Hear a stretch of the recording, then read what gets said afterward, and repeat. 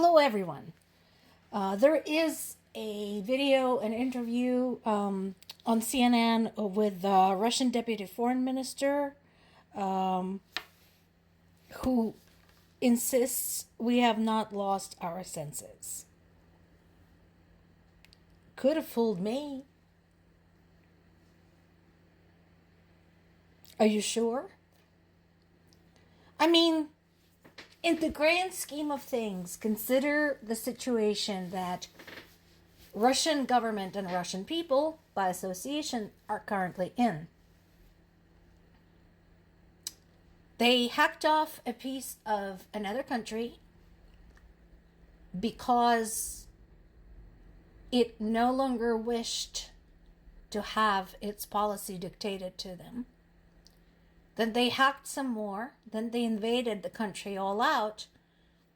And now, during a conversation about them maybe getting the hell out of there, they're insisting that they have not lost their senses. Like I said, could have fooled me. Case in point, one of the biggest headlines of the day about a Russian ship in the Baltic Sea firing at a German helicopter. So this entire headline is a bit loaded. You know, I really wish they had like separate articles for separate things, because this also mentions Korean troops. So let's break this down. Here's what we know right now about the German helicopter thing. They're insisting that it was shot down using signal munitions.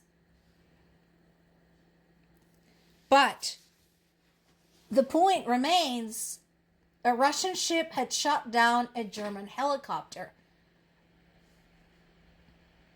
in or very close to international waters. Of course, all things considered, everything that's been leading up to this, and as I mentioned before, this was only a matter of time before, something like that was going to happen, before it was not just Ukrainian something that was getting shot down, destroyed, killed, etc. So this was going to happen. But as of today, there have been no consequences to Russia serious enough to make them stop. And so the biggest question is, so now what? What are they going to do? Germany has been sort of in the middle of all this, both literally and figuratively. Literally because they do support Ukraine and they have been providing some aid to Ukraine. But also, at the same time talking about, well, let's not escalate, let's not make them angry, and so on and so forth. And now, like it or not, Germany, you're involved. This was your helicopter. This was your helicopter crew. Are you going to turn to the families of those people aboard that helicopter and tell them you don't want to escalate? Because questions will be asked about this, and I'm sure we're going to hear more about this.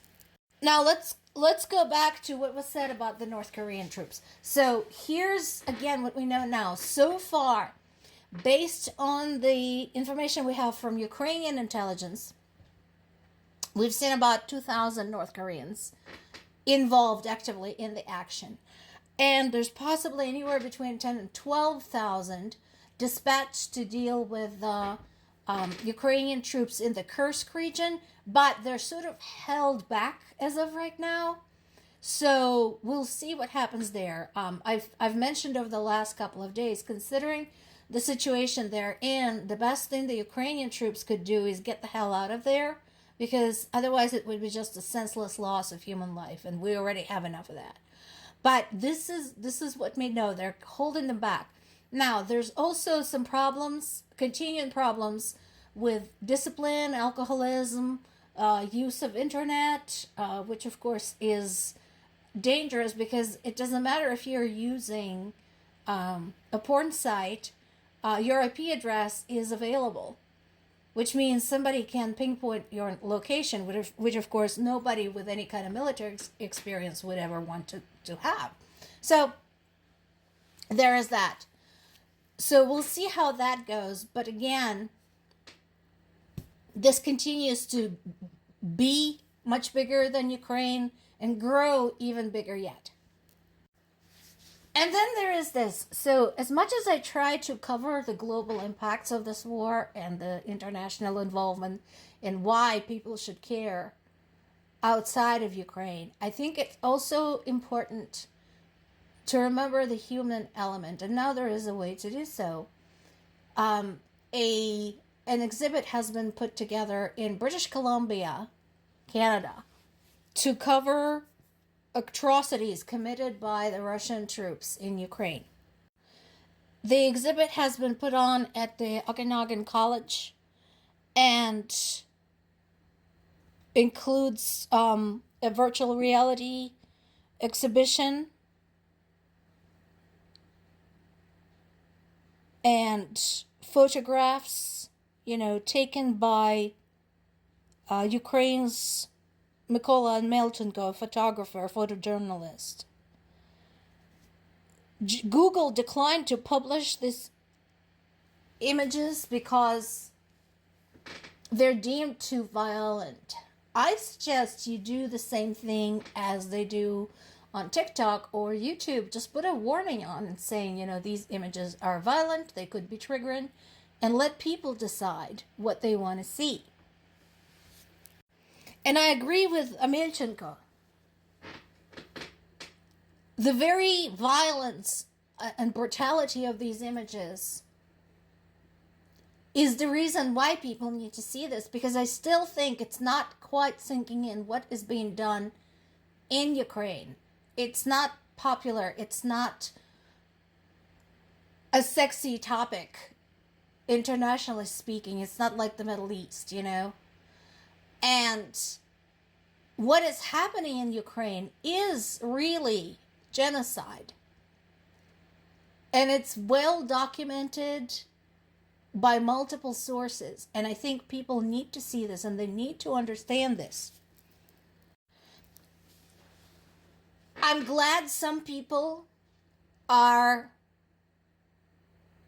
attending this exhibition, and I'm not surprised that it is an eye-opening experience for them. But there needs to be more.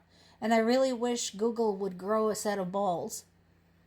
Google's executives would grow a set of balls and allow this to be put out there. Or some other platform. Somebody should give a home to this exhibit online so that people could see it. Because it's not just an illustration of what is happening there now, or what's happened over the last almost 3 years. It is also an illustration of what happens when a tyrant is allowed to rage unchecked.